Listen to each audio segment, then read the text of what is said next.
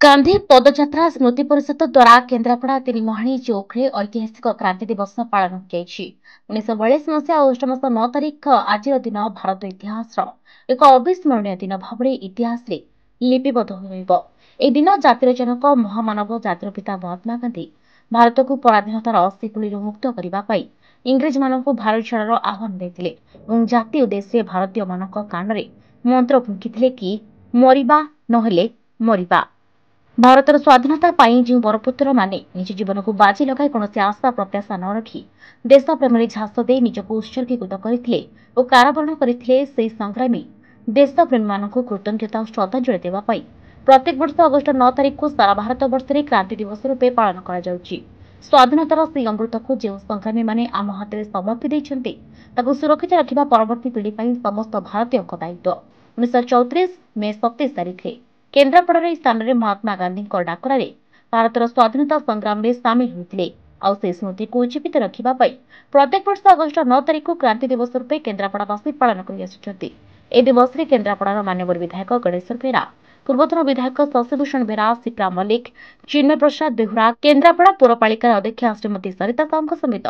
समस्त राजनीतिक व्यक्तिविशेष समाजसेवी और वरिष्ठ नागरिक जोग देते। गोटे वार्ता पवित्र क्रांति दिवस उपलक्षे आज जो माने बलिदान दे असीम त्याग करी स्वाधीन संग्राम झास दे भारत वर्ष से स्वाधीनता आनी सेमानक प्रति मु गभीर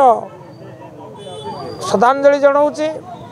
एवं ता सहित आज क्रांति दिवस और गोटे वार्ता देश आम देश नुहे तेणु मोर विश्वास देशवासी राज्यवासी जिलावासी समस्ते ये दिवस तात्पर्य बुझे एवं देश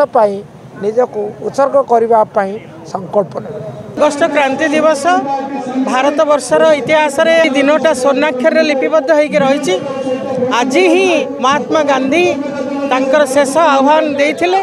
डू और डाई एवं आज ही क्रांति आरंभ होता स्वाधीनता केन्द्रापड़ा रे तिनिमहाणी रे आमे यही दिवस को पालन करुछु आज एवं केमिति भारत वर्ष रे से जो स्वाधीनतार स्वाद प्रत्येक व्यक्ति पाखे पहुँचब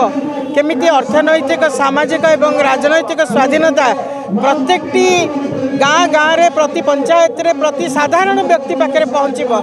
आज दिन में यही एक अभिलाष यही एक कामना यही एक अंगीकारबद्धता आम रखा एवं देशपाई निजक समर्पित करवा। केन्द्रापड़ा जिला प्रतिनिधि अनिरुद्ध दास की रिपोर्ट हिरांचल लाइव।